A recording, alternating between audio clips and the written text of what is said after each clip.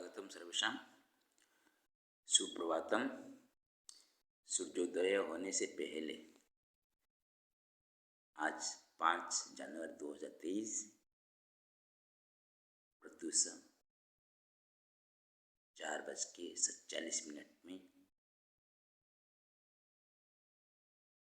श्री 1008 श्री गजानन आश्रम महाराज जी के आश्रम में रात्रि यापन हेतु यहाँ पे रुका हुआ हूँ।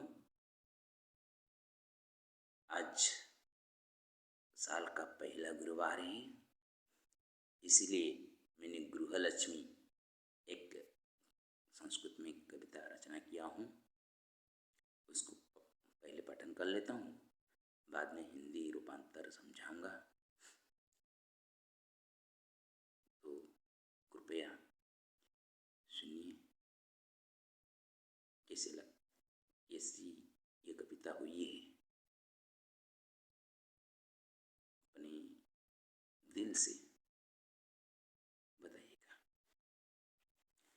गृहे गृहे वसस लक्ष्मी भार्या पुत्री बधूत्तमा, गेहे गेहे वसेद् विष्णु भर्ता पुत्रात्मरूपिणा। गृहे वृद्धा जुवा बाला सावित्री कमला उमा, गेहे वृद्ध जुवा बाला ब्रह्मा विष्णु महेश्वरा। गृहे जावसुता बाला माता लक्ष्मी कुमारिका, गेहे जावसुकुमार पिता विष्णु सुता शिव।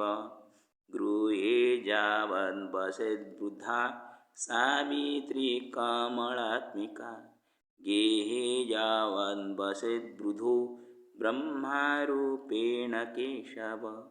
गर्भाधानात् भवेन्मुख्यं लक्ष्मीवधूकृतोदनं, गर्भे वीर्याद् भवेन्मुख्यं विष्णुपुत्रेण पिण्डनम्। गृहे श्राद्धे जतापाका प्रस्तूयन्ति वधूत्तमा, गोत्रोच्चारिस्तथा पिण्डो पुत्रेण च प्रदीयते। गोत्रीयमातृरूपेण सावित्री कमला उमा, गोत्रीयपितृरूपेण ब्रह्मा विष्णु महेश्वरा। गृहे श्राद्धान्तकाले तु विष्णुपिण्डश्च मध्यमा, गृहलक्ष्मी च गृह्णाति मध्यमपिण्डभक्षणे। पिण्डपाकस्य कर्तृत्वे महालक्ष्मी वधूत्तमा, पिण्डदाताश्च कर्तृत्वे श्रीविष्णुपुत्रधर्मतः। श्रद्धया दीयते श्रद्धो श्राद्धेन स्थीयते कुल, कुलोद्धारकरणाय कामाळेशो सुतासुत। गृहाचारी यदि नास्ति सुतासुत पुनः कुत, गृहाचारी यदि पुत्रो वैकुंठे श्रीहरिकुतः। आइए उसका हिंदी में रूपांतर करते हैं। गृहे गृहे वसस लक्ष्मी भार्या पुत्री वधूत्तमा, गेहे गेहे वसेद् विष्णु भर्ता पुत्रात्मरूपिणा। हर एक घर में जो माताएं होती हैं वो लक्ष्मी रूप में होती हैं, और जो बेटी पैदा होती हैं शादी होने तक वो कुमारिका अवस्था में होती है, उमा के रूप में। और उसी तरह घर में जो पिता होते हैं वो विष्णु रूप में होते हैं, और जो बेटे होते हैं शादी होने तक कुमार अवस्था में रहते हैं वो बट्टू रूप में, शिव के रूप में है। वो पिता जब वार्धक्य अवस्था में आ जाते हैं और बेटा जब शादी कर लेता है तो वृद्धावस्था में पिता बन जाते हैं ब्रह्मा और माता बन जाती हैं सावित्री। ये परंपरा कैसी देखी है।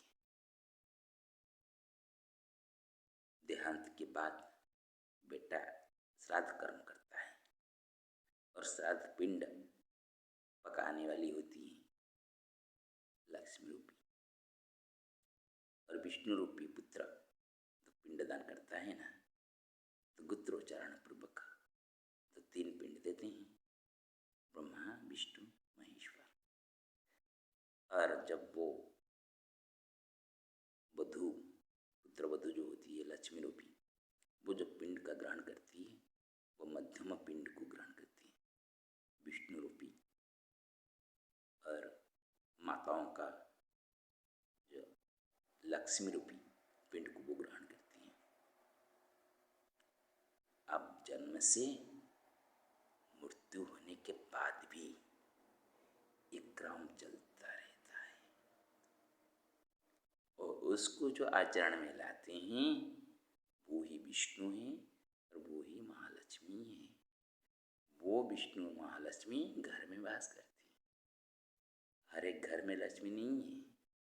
जिस घर में इस कर्म होता हो वहाँ ही महालक्ष्मी वास करती है। गृहे वृद्धा जुवा बाला सावित्री कमला उमा, गेहे वृद्ध जुवा बाला ब्रह्मा विष्णु महेश्वर।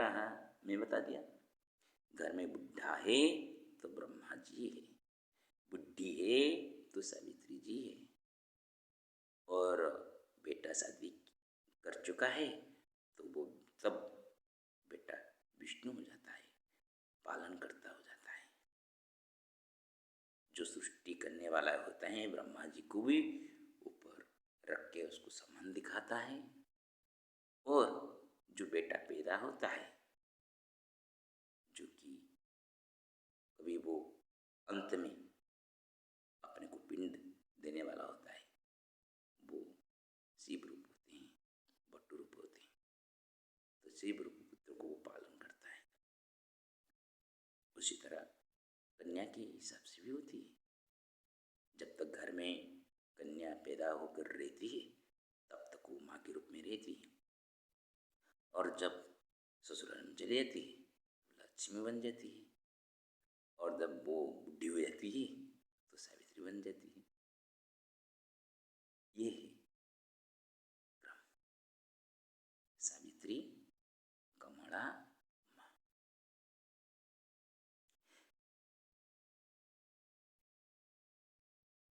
गृहे जावसुता बाला माता लक्ष्मी कुमारिका, गेहे जावसुकुमार पिता विष्णु सुता शिव।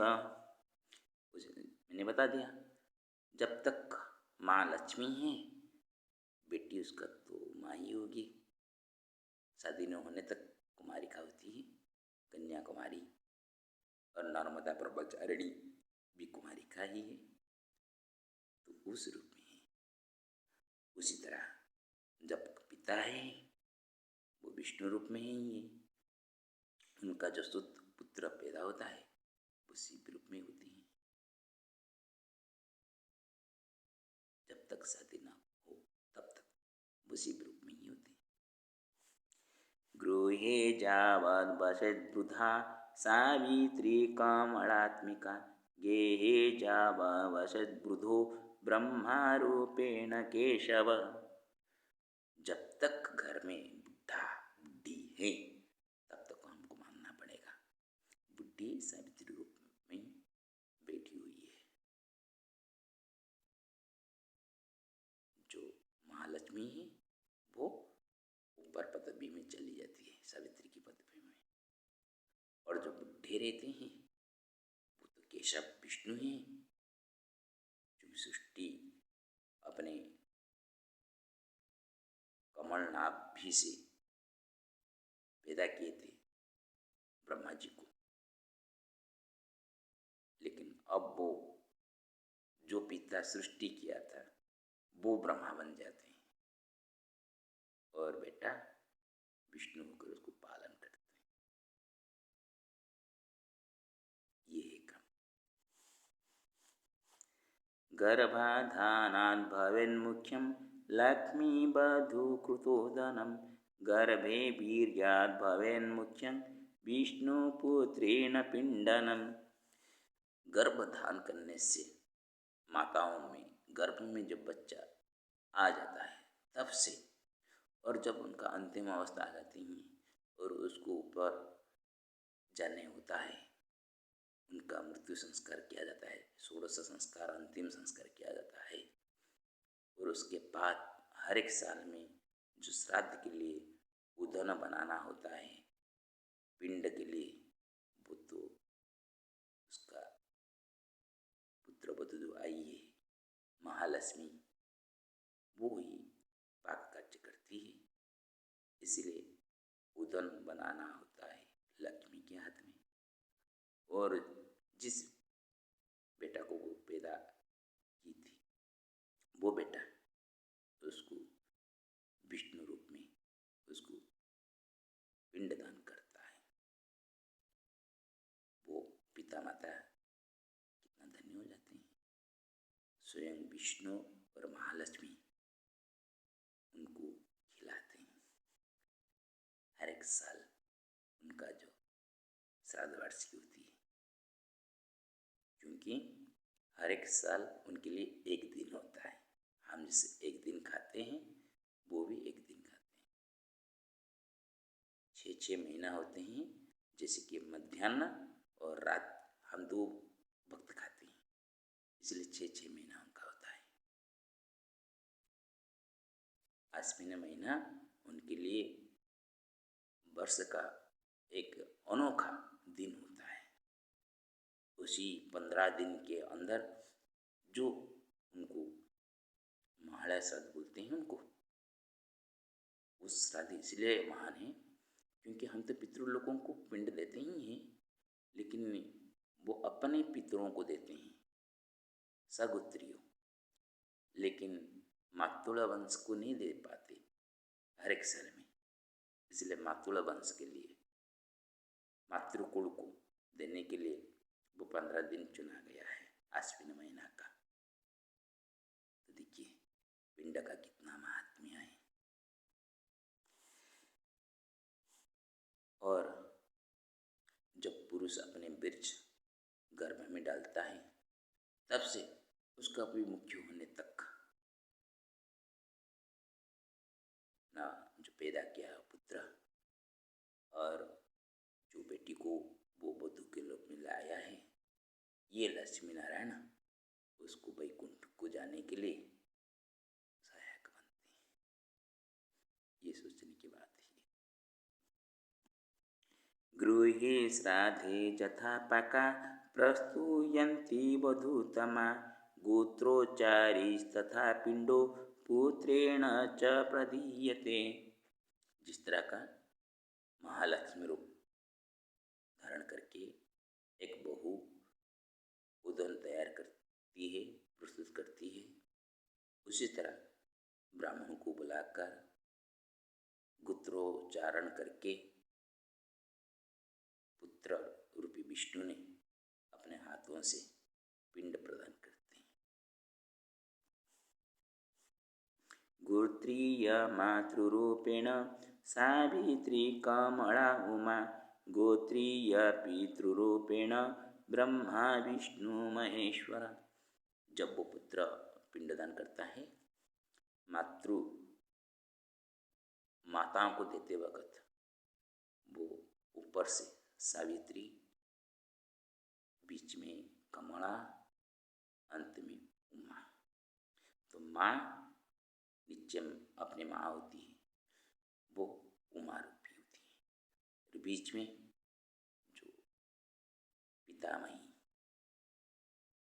होती है, माँ की सास,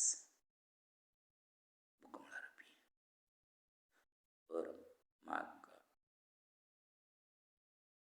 सास का सास, उसके लिए परदादी, वो होती है सावित्री रूपी। उसी तरह पिता, पितामह, प्रपितामह, पापा, दादा, परदादा। पापा को रुद्र रूप में रखते हैं और दादा को रखते हैं विष्णु के रूप में, परदादा को रखते हैं ब्रह्मा के रूप में। बीच वाला जो पिंड होते हैं वो विष्णु स्वरूप होते हैं, जो कि ऊपर और नीचे दोनों का मध्यम भाव रहते हैं। एक पापा पापा पापा से पैदा हुआ है और एक पापा बेटे को पैदा किया है। एक माँ बहू को लाई है, वो बहू एक बहू को लाई है, ऐसे क्रम है। थोड़ा सा ब्रह्मा विष्णु महेश्वर का जो क्रम है ना, यहाँ से थोड़ा सा अलग हो जाता है। यहाँ से विष्णु के नाभि से तो ब्रह्मा निकले हुए थे, लेकिन ये सांसारिक दशा में सृष्टि जो करने वाले हैं ब्रह्मा, उसी हिसाब से उनको पहले स्थान में रखते हैं, बीच में विष्णु रखते हैं, अंतिम में रुद्र का अवस्था। लेकिन जब पिंड का दान किया जाता है तो नीचे से ऊपर तक दिया जाता है। जो अपना पिता होते हैं वो सृष्टि करने वाला होते हैं, इसलिए उनको पहले देता है। उनको जो सृष्टि करने वाला होते हैं वो बीच में आ गए, उनको जो सृष्टि करने वाला होते हैं वो ऊपर आ जाते हैं। क्रम से नीचे से ऊपर जाते हैं, लेकिन भाव की दृष्टि में देखेंगे ब्रह्मा विष्णु महेश्वर। गृहे श्राद्धंत काले तु विष्णु पिंडश्च मध्यम, गृहलक्ष्मी च गृह्णाति मध्यम पिंड भक्षणे। और वो मंझला भाग जो होते हैं विष्णु रूपी पिंड को बेटा उठाकर सूंघ लेता है और वो पत्ते में रख देता है, और बाद में जब महालक्ष्मी रूपी वधू उसको भक्षण करने के लिए बैठती है तो उस पिंड को वो भक्षण करती है। वो पिंड को भक्षण करने से ही उसका संतान रूप क्रम चलते रहते हैं, वंश का क्रम चलता रहता है। यही महात्म्य है श्राद्ध का। पितृदोष बोलते हैं ना, हम सही सही श्राद्ध करें पितृदोष वगैरह अपने आप छूट जाएगा। पहले जिंदा होते हुए तो उनको मानो, बाद में पिंड दान करोगे। अभी क्रम में शादी हो गया का मतलब वो विष्णु रूप में आ गई, और वधू घर में आ गई का मतलब लक्ष्मी हो गई। और तब पापा मामा का स्थान हो गया ब्रह्मा और सावित्री। वो सिर्फ दोनों को जो उनका जो चिंतन है, अच्छी चिंतन सृष्टि करके उनको देना है और उनको पालन करना है, बहू और बेटे को। जब उनका बच्चा हो जाए, वो बालुत्व अवस्था में ही, बाल्य अवस्था में, वो बेटी हो या बेटा हो, रुद्र हो या उमा हो, उनको उसी हिसाब से उनको शिक्षा दीक्षा देना चाहिए। आप जैसा पालन करेंगे वो वैसा सीख। पालन करने का अवस्था देखिए विष्णु का काम है, इसलिए घर में जो बेटे और बहू होते हैं ना, ये लक्ष्मी और नारायण है। वो ऊपर को सामान देते हैं, नीचे को सिखाते हैं, वो अपने पालन करते हैं, इसलिए दोनों के लिए काम होगा। ऊपर वालों को सामान देने से घर में देवता लोग आके वास करेंगे, और निचले को अपना जो किया हुआ कर्म का जो क्रम होते हैं, पालन होते हैं, सही से पालन करेंगे। उसको देखकर उनको शिक्षा दीक्षा मिलती बच्चों को, संस्कार होते हैं, घर का संस्कार। यही है सही मायने में परिवार। जो उसको नहीं समझ पाता वो कभी आगे नहीं बढ़ पाएगा। लोग बोलते हैं पुत्र पिंड के कारण, सिर्फ पिंड दे देने से पुत्र नहीं बनता। आजकल बहुएं ने पिंड का जो पाक करने में हिचकिचाते हैं, जैसे कैसे वो पका लेती हैं। जो पिंड में फूल वगैरह टुकड़ा दिया जाता है और सब मिला के जो उसको पिंड बनाए जाते हैं ना, वो पिंड को भी भक्षण करने के लिए हिचकिचाते हैं। तो कैसे वो पिंडदात्री बनी? ये सभी दिखावे के लिए करते हैं।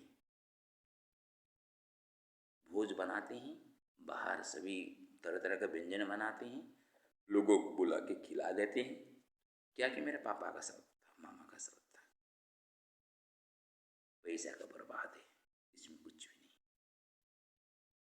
क्रम के साथ कीजिएगा, श्रद्धा से कीजिएगा, तब जाके पितृदोष का खंडन कैसे होते हैं अपने आप समझ जाएंगे।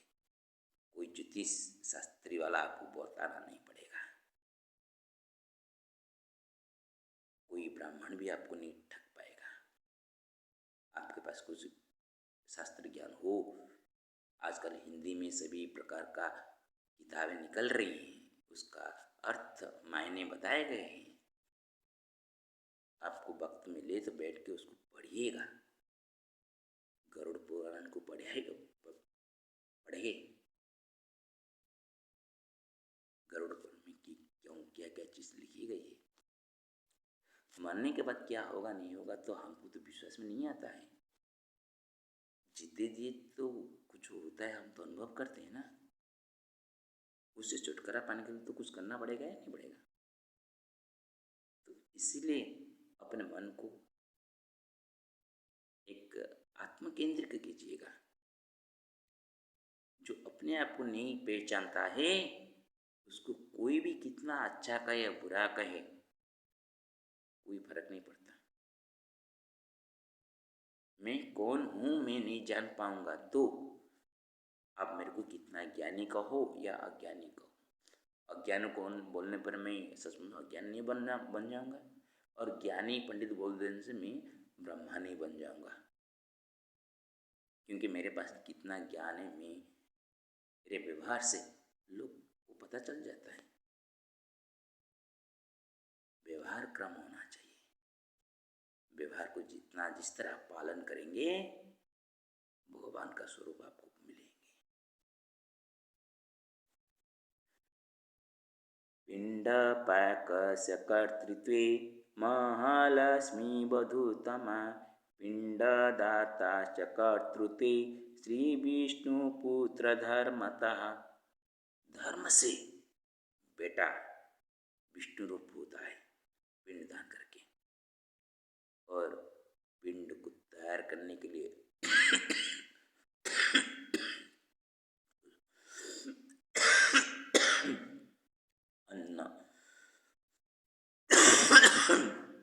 अन्न व्यंजन पकाने के लिए जो तैयार होती है वधू, वो महालक्ष्मी होती है कत्री रूप में। श्रद्धया दीयते श्रद्धो, श्राद्धेन स्थीयते कुल, कुलोद्धारकरणाय कमलेश सुता सुतः। कमल ईश, कमलेश, कमला लक्ष्मी, ईश उनका पति श्री विष्णु, सुता सुत कमला कन्या रूपी होती है और श्री विष्णु सुत रूपी होते हैं। कुलाचार के हिसाब से श्राद्ध कीजिएगा, श्रद्धा से कीजिएगा। श्राद्ध होता है, श्राद्ध से कुल का उद्धार होता है, कुलों का बढ़ोतरी होती है, वंश का बढ़ोतरी होती है और कुल का उद्धार भी होता है।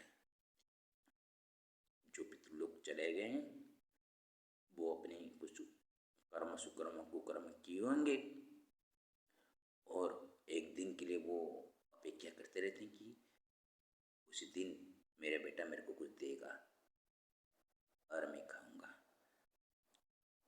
उनका खाने के लिए हमारे से हाथ पैर नहीं होते हैं। उनका सभी सूक्ष्म अवस्था में है। उनका दृष्टि से ही वो देखेंगे लोग खा रहे हैं, आप एक जन को बुला के खिलाइए, 5 लोगों को बुला के खिलाइए, उनको संतुष्टि होने तक खिलाइएगा। लोभहीन होकर कोई ब्राह्मण आपके घर में आया है और वो शास्त्रज्ञ हो, वेदज्ञ हो, वो एक भी हो, आपके घर में आपके घर भोजन करता है का मतलब सचमुच आप अपने पितरों को खिलाया है।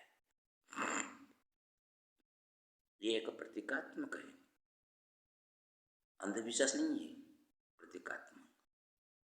हम जैसे खाते हैं, हम कभी कहाँ पे भोज में जाते हैं और परोसते हैं, लोग खाते रहते हैं, उसे देख देख कर हमारा भूख मिट जाती है, भूख नहीं लगती।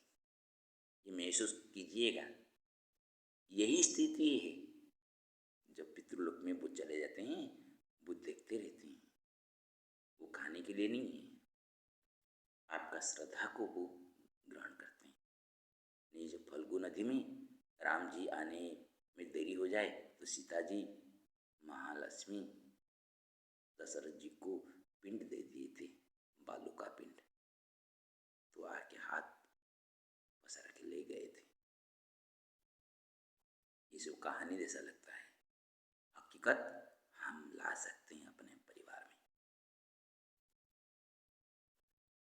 गृहाचारी यदि नस्ति सूता सूता पुनः कुत, गृहाचारी यदि पुत्रो वैकुंठे श्रीहरि कुत। दोनों चीज देखिए, कुल का आचार आप नहीं कर रहे हैं, घर का आचार आप नहीं कर रहे हैं का मतलब आप बेटी हो या बेटा हो, कोई फर्क नहीं पड़ता। आप अच्छी पढ़ाई किए हो, IAS ऑफिसर बन गए हो, राष्ट्रपति बन गए हो, प्रधानमंत्री बन गए हो, लोगों के सामने इतना अच्छे अच्छी बात बोलते हो तो आपको सभी अच्छे ही कहेंगे। लेकिन घर का आचार आपके पास नहीं का मतलब अब उस घर के लिए ना बेटा है ना बेटी है। जो घर के लिए बेटा बेटी नहीं बनता है, वो दूसरों के लिए अपने मान सम्मान रखने के लिए वो ऐसा कर्तृत्व करता है, कार्य करता है, तो लोग उसको वाह वाह बोलते हैं, उसको लगता है कि मेरे को सभी वाह वाह कर रहे हैं। ये गर्भ में, ये अंधेरे में रहकर वो गर्भी बन जाता है। और जब एक आदमी किसी का वाह वाह से ऊपर उठता रहता है ना, वो ही आदमी समाज के उसका कुछ थोड़ा सा गलती दिख दे तो उसको बढ़ा चढ़ा कर ऐसा पेश करते हैं, वो नीचे गिर जाता है। जैसे अभी दादा गुरु जी पूरा कौपनी धारण करके 21 महीना हुआ नर्मदा का जल पीकर वो परिक्रमा करते हैं। उनके साथ मैंने मिला था, दर्शन हुआ था उनका। अभी हाल ही एक वीडियो आई है, वो कैसे शिवलिंग के ऊपर खड़ा हुए, और उसको मैं पोस्ट करने के बाद एक बाबा ने मेरे को बोल रहे हैं कि वो तपस्वी है, इतना बड़ा तपस्वी कि शिवलिंग के ऊपर खड़ा हो जाए। जो शिव का वो आराधना करने वाले हैं वो शिव के ऊपर खड़ा रहेंगे। ये छोटी सी बात को लेकर देखिए कितना बड़ा हो गया, उनके विरोध में आ गई। इसलिए किसका प्रशंसा किसका निंदा अपने आप को कभी भी मलिन नहीं कर पाएगा। आप अपने आप को जानते हो। और घर में बेटा गृहचारी होकर घर का नियम का पालन करते हुए श्राद्ध वगैरह करता है, आपको वैकुंठ जाना नहीं पड़ेगा, वैकुंठ तो घर में ही है। जो विष्णु लक्ष्मी घर में वास करते हैं वो प्रकृत गृह लक्ष्मी होती है। घर में लक्ष्मी वास करती का मतलब आपको खाना ना मिले तब भी ऐसा माहौल क्रिएट हो जाएगा कि अपने आप आपके पास खाने का न्योता मिल जाएगा। ओम नमः नारायण।